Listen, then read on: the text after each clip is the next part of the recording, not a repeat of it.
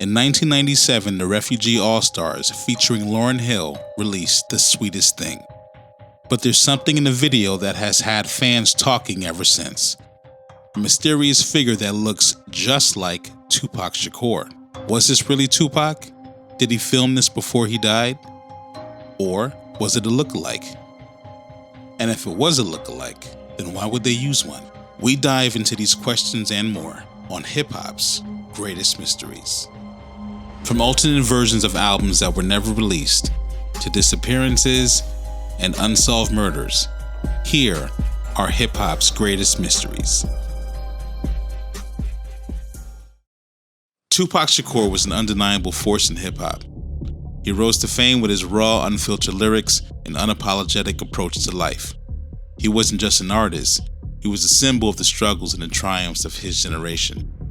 But while his music captivated millions, his life outside of the studio was anything but peaceful. In November of 1993, Tupac found himself at the center of a scandal that would forever alter the course of his life. He was accused and later convicted of SA, a charge that stemmed from a night in a New York City hotel room. But Tupac wasn't alone that night.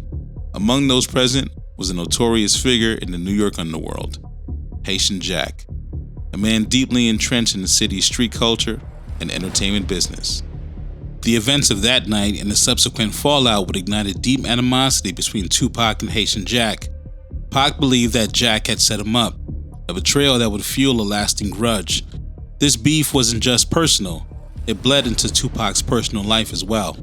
The Fugees, made up of Wyclef Jean, Lauryn Hill, and Prize, one of the most influential groups of the time, found themselves in the middle of Tupac's crosshairs. On a recent episode of Matt Hoffa's My Expert Opinion podcast, when asked about the situation with Pac, Wyclef would later go on to explain, "I mean, it's not a mystery. My connection with Haitian Jack, it's not a mystery, but it's because of our family's affiliation, and that's why he came at us like that." Whilst briefly discussing this beef on his YouTube channel, EDI from the Outlaws appeared to indicate that the beef wasn't just about their affiliation with Haitian Jack, but also involved an offhand comment that was made by one of the members from the Fugees directed towards Tupac. He went on to state, "I remember us having that conversation with Tupac about it, specifically myself because I was the one who saw it, and I was the one who heard the offhand comments that were being made. And Pac was at a point in his life and his career where he was just addressing everything that was being said about him. And he wasn't biting his tongue about it. Despite Price's assertions that the beef had been squashed before Tupac's death, the tension between the two parties lingered. This underlying friction, though seemingly resolved, continued to hover in the background, creating an atmosphere of unresolved conflict. It's within this context that a mysterious connection emerged, one that would only deepen after Tupac's passing, a connection that raises more questions than answers. In 1997, a song called The Sweetest Thing was released as part of the Love Jones soundtrack. While it's often seen as Lauryn Hill's track, it was officially credited to the Refugee All-Stars featuring Lauryn Hill. But there's something more intriguing about the song, a mystery that's lingered since the moment the music video hit the airwaves. The video, directed by none other than Paul Hunter, would go on to be remembered not just for Lauryn Hill's soulful performance, but for something far more puzzling. About midway through the video, a figure appears briefly, someone whose appearance has sparked debate for years. The figure looks startlingly like Tupac Shakur, but how could this be? Tupac had already passed a year prior in 1996. So, what's going on here? Is this really Tupac Shakur? Could this footage have been shot before his death? Or was this a deliberate use of a Tupac lookalike? Before we get back into those questions, let's spin the block back to the Love Jones soundtrack. The soundtrack, which featured The Sweetest Thing, was released in 1997, just days after the shocking murder of the notorious B.I.G.